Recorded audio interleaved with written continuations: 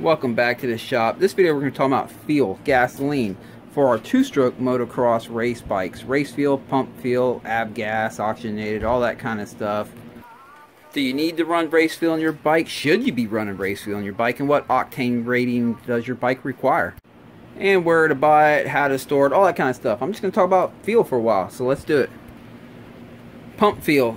In most areas, people can get 92, 93 octane. Here in Florida, 93 octane is at pretty much every gas station around, but I understand that in some areas, some states, and in some countries, you might only be able to get 91 or 92, maybe even lower. But for purposes of this video, anywhere from 91 to 93, I'm just going to refer to that as premium pump fuel. Octane. The best way I describe octane is resistance to ignition. So the higher the octane rating, the more heat that it's going to take to ignite the fuel, right? And your spark plug, when it makes that spark, that is the heat that should be igniting your fuel. The higher the octane rating, the more the fuel will resist ignition, which means it can be a good thing, because if you have a hot running motor and it's making a lot of power, all the parts are going to get hot, the cylinder head, the piston, and it might get hot enough to ignite the fuel on its own, and then you get what they call pre-ignition. Well, you don't want that, so you're going to want a fuel that has a high enough octane rating that it will resist being ignited from the hot spots in the motor, and it will wait until the spark goes off, and that will be what ignites the fuel. So octane for me is just resistance to ignition. I know it is quite common for people to think that a higher octane fuel will produce more power, but that's actually not true. It's just resistance to ignition. What's making the power in your fuel is actually the fuel itself, the energy that's in the fuel. In the sport bike world, the street bike world, I read an article one time where they put a bike on the dyno and they first ran it with 93 pump gas. It's, you know, these are high revving bikes, right? And they ran it, and then they dumped the fuel out and put 87 octane fuel in it. And they actually gained about 3 horsepower just by going to the lower octane on that high revving bike, because the fuel being a lower octane, once it does ignite, the flame front's going to move quicker, everything's going to happen faster, because it doesn't take as much heat to ignite the fuel. So just because octane rating is higher on a fuel doesn't mean it's going to make more power. It just means that it's going to resist ignition better. What makes more power, again, is the blend of the fuel itself, and how much energy is in that fuel. When it comes to octane, one of the benefits of it is it does help keep the combustion temperature down. Of course, we have our coolant temperature right here, but the cylinder combustion chamber temperature is its own animal, and that's more controlled by the environment inside the combustion chamber, from your compression ratio, your squish span, your air-fuel ratio if you're running lean or rich, and the type of fuel that you're using. Some of the things that can cause detonation, pinging, pre-ignition, whatever you want to call it. For the sake of this video, we're just going to call it detonation. Some of the things that can cause detonation is having a compression ratio too high for the type of fuel that you're using, having a squish band too tight. Squish band's this area of the cylinder head right here. Your air-fuel ratio being too lean, or your ignition timing being too advanced. And all these things have one thing in common. They make the combustion chamber temperature hotter. That's for certain. One thing that octane does is it allows for a more controlled burn, which can actually reduce combustion chamber temperatures. So with the higher octane, you can run leaner jetting. You can, you know, to a certain degree, you can run higher compression, and you can also just work the motor harder in general. And you can also add more ignition timing. So how do you tell if you're pinging? Man, that's a tough one. If you Google how to tell if my two-stroke motocross bike is pinging, and you're reading the forums of people's description of what pinging sounds like or how they tell, it's a tough one, right? I know from experience, I've been doing this for a long time, so like I just can kind of generally tell. But I'll give you a couple of my quick examples of types of pinging that I've heard and felt throughout the years. One is, it sounds like a rock hitting the front fender. I would hear that every so often, like a rock just hit the front fender. Now you gotta remember, these are two-stroke bikes, right? So they're gonna ping and make all kinds of sounds that are normal. So we have to try to listen for the ones that are not normal. They already make a bang, bang, bang, bang, bang, bang, bang, bang, bang, bang, bang. They already have all these weird sounds, and you can get mixed up with what is actually detonation and what is normal for these bikes, right? So one of them, like I said, for me on this bike right here, when it pinged one time, or for a couple minutes I should say, it sounded like a rock was hit my front fender. But I've also had a KX250 two-stroke one time that up at the top end I'll hear I'll just hear that every so often. Some people say it sounds like marbles in a bag. There's just all kinds of different it sounds different to different people, and every motor and every situation, depending on what RPMs the pinging's happening at and things like that, it can it's just, there's a million different types of pinging sounds. And most people don't even know they're detonating or pinging until they're actually already started melting the piston or the cylinder head. Unfortunately, they don't find out until either the motor stops running or they go to do a top end and they see the whole exhaust, the exhaust side of the piston's chewed up and the exhaust side of the cylinder head's all bead blasted looking. But another type, I don't know if you would call it detonation or pinging, I would call it more erratic. It's where almost like the motor wants to run quicker than what you're twisting the throttle, and a little bit too smoothly. Like instead of getting a yang, bing, bing, yang, you get more like a yang, yang. Like it's a smoother, faster, free revving type feel, and that type of detonation or pinging that is the type that kind of just erodes away at the exhaust side of the piston. It does its damage very slowly, but it does it. And it can even melt the hole in the piston after a while. But again, I'm not the best at describing what pinging sounds like, because it sounds different to everyone. I know I can spot it out when it happens to my own bike. And so even on this one, sometimes it just sounds, it can make the sound of overly crisp. It can happen on the YZ250. It seems to happen quite often at the crack of the throttle when you first crack it open. If they're gonna detonate or ping, and it happens right there, and it's just like a sharp, right when it goes ring, it goes right away. You'll hear that little sound. And I'm like, ooh, it's a little bit lean on tip end, and I'll richen it up or run higher octane to kind of cure that. But let's first talk about bone stock bikes here. Let's get a baseline, okay? For the most part, most your modern day two-stroke motocross bikes will run fine on premium pump feel for the average rider. Okay, now obviously if you're an extremely fast rider and using a lot of throttle, you're going to be making a lot of heat, and at that point you might want to start mixing in some race feel, but we'll get to that a little bit later in the video.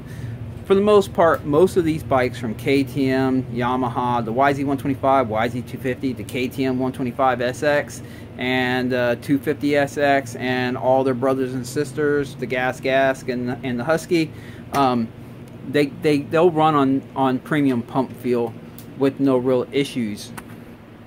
I will say some of the older bikes that wasn't the case, mainly around the 2004 to 2000 let's say 2004 to 2010, and I'll give you the exact examples here.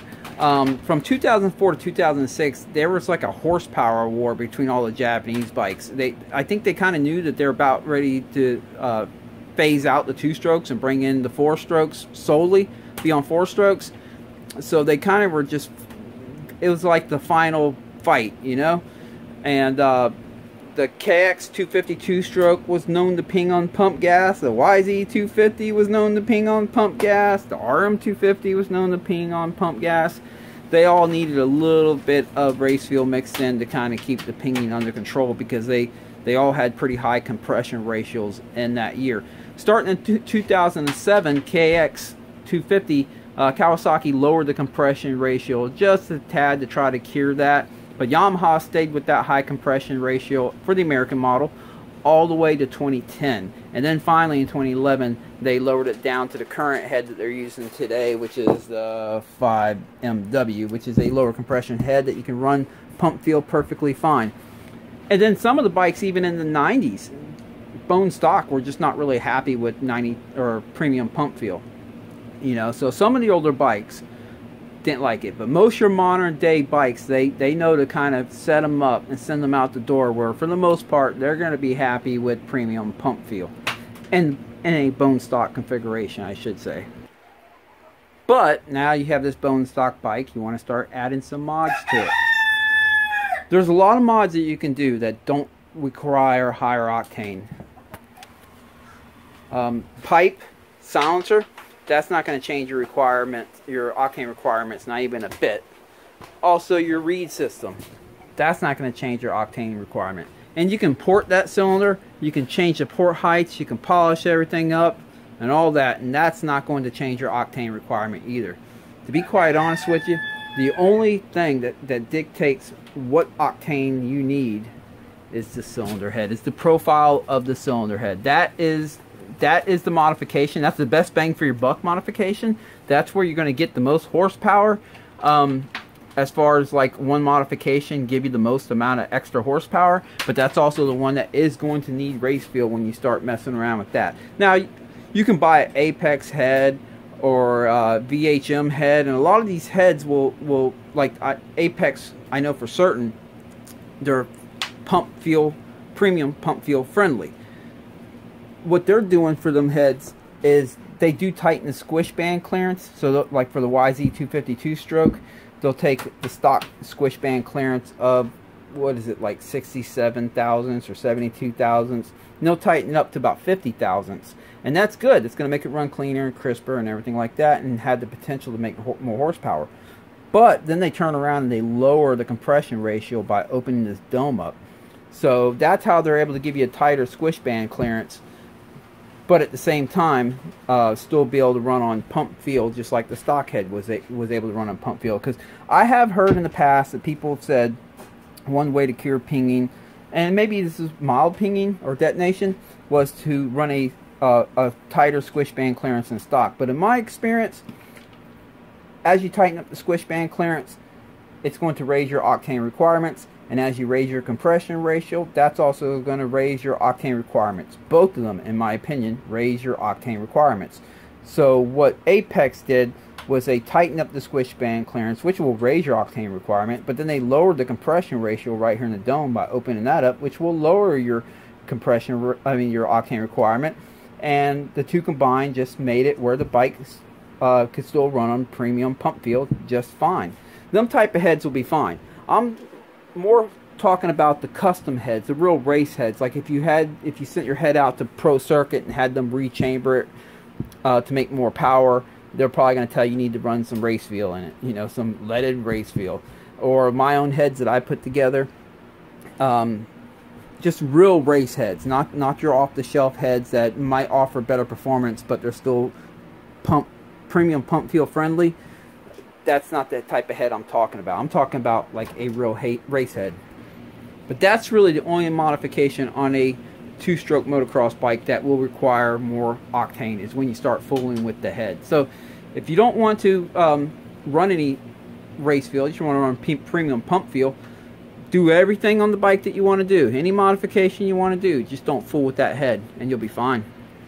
Well, I guess I can also include ignition timing here. If you start advancing your ignition timing over stock, that might also require higher octane as well. That's a modification. It can be considered a modification, I guess. It's more of a power tuning thing. But if you advance your ignition timing, you're probably going to have to run, you know, over stock. Run more advanced ignition timing over stock. You're probably going to have to run higher octane feel. And I will talk about some different fields real quick. Well, first, let's talk about octane booster. I know people are going to ask, what about octane boosters? Some do work, some don't work at all. And but that's all they do. They just resist ignition. So don't think you're going to just, if your bike's running fine, it's not pinging, there's no reason to pour octane booster in there. Honestly, you're just wasting your money away. Again, all it does is help it resist ignition. And if you're not pinging or detonating, there's no reason to run it. But because octane booster can be a hit or miss, I'm going to suggest just not using octane booster altogether. If your bike is detonating or you did modifications where you need race feel, just go for the race feel. And I'm going to suggest getting a leaded race feel for these two strokes. I understand AMA Racing has deemed leaded illegal, so if you're doing an AMA event, you will have to find a good higher octane feel that does not have lead in it. But if you can get away with running lead, lead's the way to go. I know Pro Circuit still suggests C12, VP for most of their modified motors, as long as it's not an AMA event, and for good reason. It's a good feel. But yeah, these two strokes, they love lead. Lead is a good way of getting the octane up really nice and high, up into the 100s, 105, 108, 110. These two strokes just love it. Rec feel, recreational feel, or non-ethanol feel. I'm going to advise against that. I know some people like to use that stuff. I don't see anything good coming out of it. First off, it's hard to find that stuff any higher than 90 octane. I've been inside of the motors of people that do use it, and I can see that the piston area is starting to look peppered right here at the exhaust area, or kind of like bead blasted or sand blasted. Actually, a YZ125 I did about 2 weeks ago, did a top end on, and I noticed that, and also on the cylinder head. And I called him up and I asked him what type of fuel he was using. He said he's been using a rec fuel. I said, oh dude, no, you gotta just go back to premium pump fuel, man. Get away from that rec fuel. It's only 90 octane. It's not enough. That's problem number one. Problem number two is a lot of times it comes from areas that the fuel has time to sit in a tank for a while and kind of age, where when you're getting premium pump fuel from your gas station, well, they're filling up cars all day long, so that gas is usually pretty fresh. So that's another good reason just to go with the fuel that has ethanol in it. And the non-ethanol fuel also has less energy in it than your regular premium fuel at the pump, so it's just going to make less horsepower overall. And when it comes to horsepower, I mean, ethanol is actually kind of a good thing. Now, I know it's not good for, you know, like a carburetor, if we let it sit in the carburetor too long in these 4-strokes and stuff, but we don't have to worry about that on our 2-strokes. The oil that we mix in our premix acts like a stabilizer in the carburetor, and it keeps ethanol from doing the bad stuff that it likes to do. I know this firsthand as a motorcycle mechanic. When people bring me a bike that's been sitting in a shed for 10, 15 years, not ran, if it's a 4-stroke, I know right away I'm going to have to do a lot of carburetor work. That bike was parked. If that bike was parked with fuel still in the carburetor, it's going to be nasty in there. But if it's a 2-stroke and it's been sitting in a shed for 10 years, I won't have to do anything to the carburetor. I mean, it's going to be perfectly clean in there, because as the fuel dries up, the gasoline and ethanol dries up, all that 2-cycle oil is left behind, and it kind of keeps everything coated and keeps everything clean. So we don't really have to worry about the tortures of ethanol on our 2-strokes like some might have to on their 4-strokes. And just a little tip for you guys, works great in generators too. I run it in my 4-stroke generators. I'll empty the tank all the way down to empty. I'll put a little bit of my dirt bike fuel in there that has a premix in it, just enough to start it up. I'll start it up and run it for a few minutes and make sure that fuel gets up into the carburetor, shut it off, and store my generator. I can store it for 3 or 4 years, and pull it out of the garage, put some gas in it, start it up. It'll smoke for like 15 seconds after startup, and that's it. Never have to worry about the carburetor. And we don't have to worry about ethanol fuel on these dirt bikes, these 2-stroke dirt bikes. It's not going to hurt them. But when it comes to race fuel, we have 2 types of race fuels out there. We got 3 types. We have leaded, unleaded, and then we have oxygenated. And then sometimes we will have leaded with oxygenated or unleaded with oxygenated. Sometimes it'll be leaded non-oxygenated, and sometimes it'll be unleaded and no oxygenated. So we got all kinds of different types of fuels out there. But first we're going to talk about the difference between oxygenated and non-oxygenated. Well, all oxygenated is I'm not an expert on this by any means, but basically there's more oxygen actually in the fuel, or there is oxygen in the fuel. And typically, as you know, when the gas goes in the motor and air goes in the motor, it gets its oxygen from the atmosphere. Well, when you use oxygenated fuel, it gets extra oxygen from the fuel itself.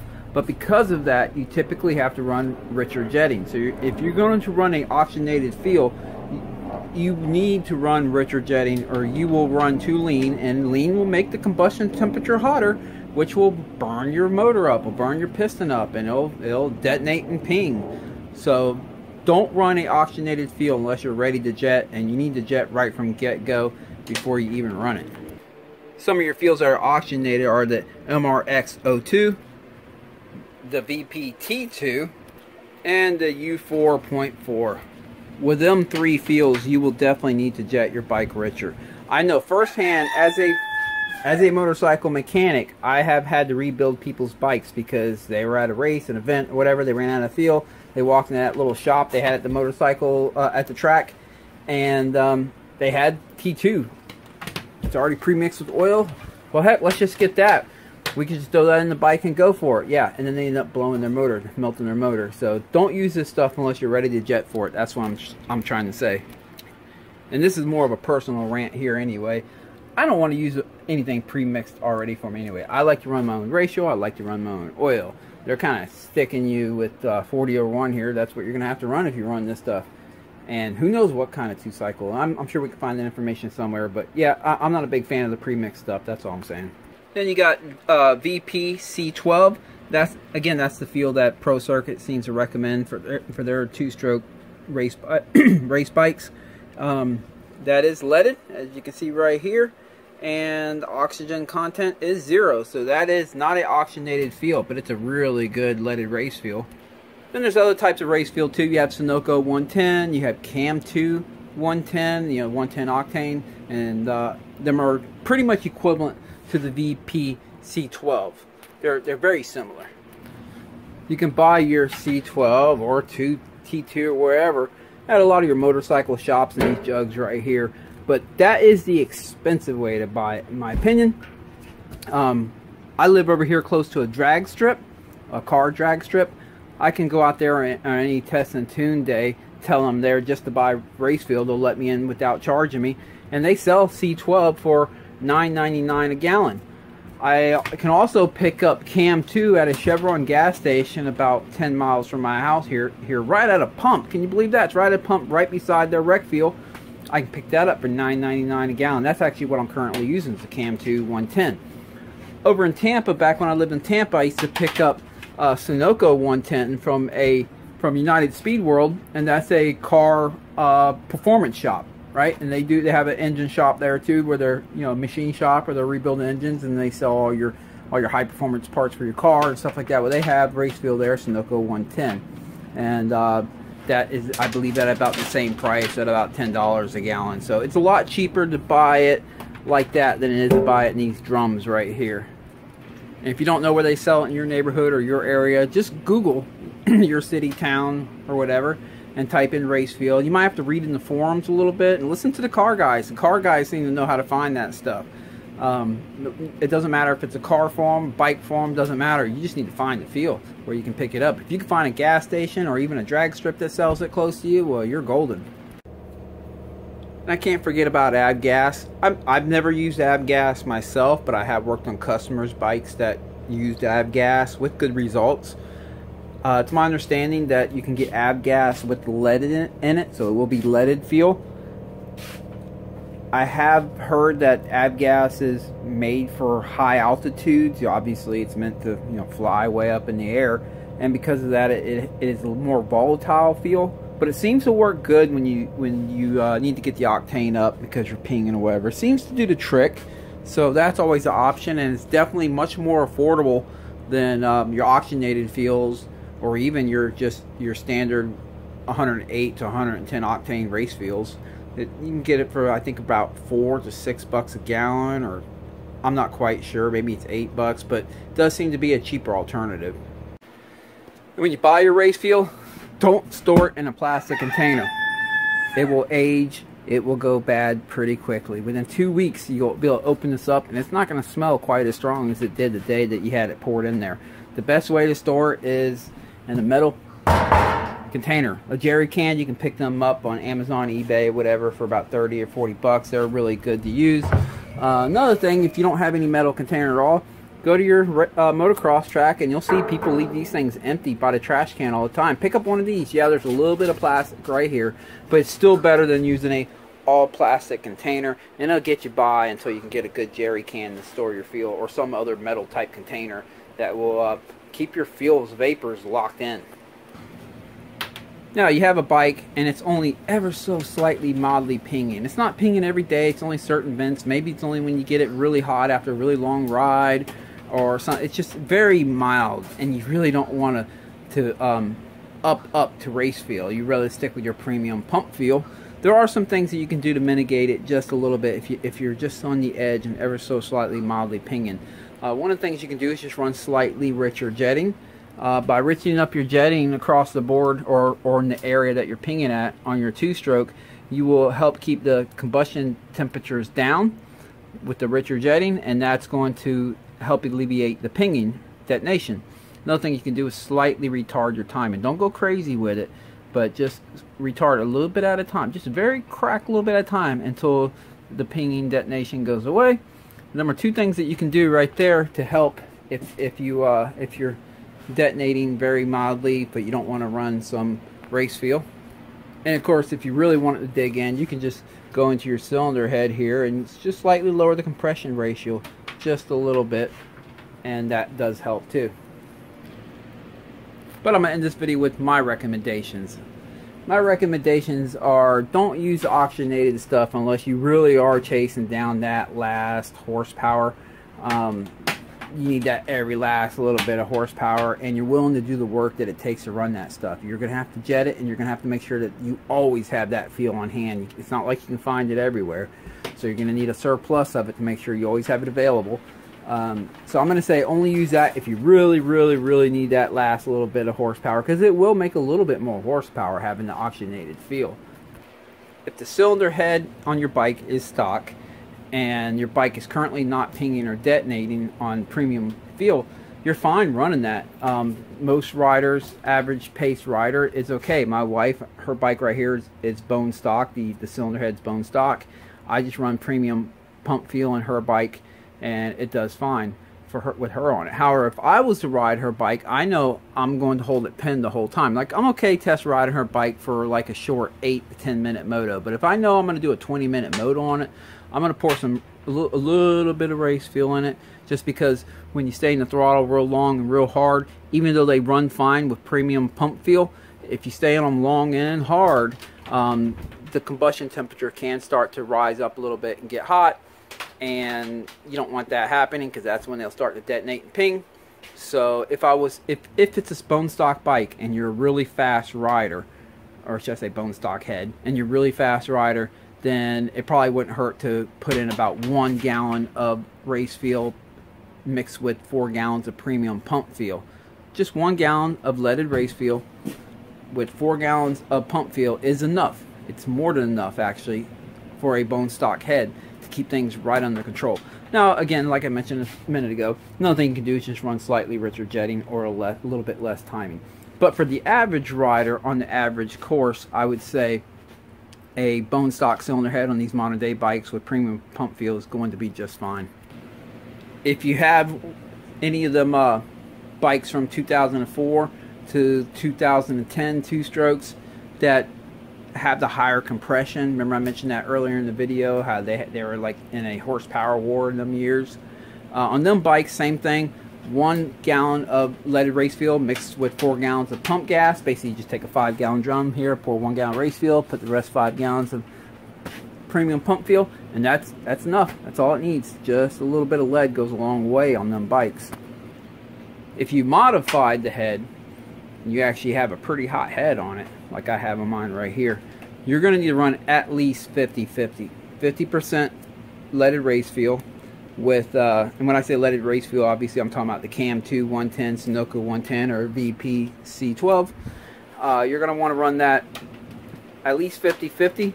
50% of that with 50% premium pump fuel, and that'll do the trick. Except for very extreme cases where you're running a full race spec head. I've ran them before, and them things are not happy unless they have 100% race fuel in it. And that's pretty extreme. Most people's bikes are not tuned to that level. However, I will say I have seen motors from Pro Circuit, full race bikes, like their 112 Super Minis and stuff like that, where they are tuned to that level, and they will tell you need to run C12 in it 100%, and when they say it, they mean it, I promise you. Well, I think that's pretty much it for this video. Stay tuned. Next week I have a KTM 125 SX 2024, the newer fuel injection ones, coming into the shop. I'm going to be doing a top end on that bike, but while I'm doing a top end, we're going to do some modifications to it. I'm going to do a little bit of mild porting to it. We're putting a set of V-Force reeds on it, Pro Circuit pipe and silencer, some other stuff. I'm going to do a video on that one. That one's going to be pretty cool. On that one, we're not going to be fooling with the cylinder head yet on that one, maybe down the road, but we're definitely going to get up in the cylinder and do a little bit of porting, so stay tuned for that. And this weekend, it's Friday right now, this weekend I will be riding Dade City Motocross Sunday, the extended track. Hope to see you guys out there, and if not out there, I hope you guys have a great weekend riding wherever you're at. Appreciate every single one of you guys. Hope you enjoyed this video. Hope you got something useful out of this video. I know it's kind of scrambled together, and it's probably, I don't feel like it's one of my best videos, but I just kind of felt like I needed to get this out there. I've been having a lot of people ask me about how to tell if a bike's pinging or if they need race feel. So I did the best I could. I hope it was useful. Catch you guys next time.